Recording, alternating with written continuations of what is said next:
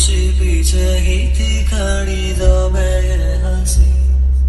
दिल भी बोला सुन बावरे अखियों के दुश्मन, ना मैं कभी टूटा था ना खोया था कहीं। तेरे पास यही मुझे आवाज नहीं, ये कहा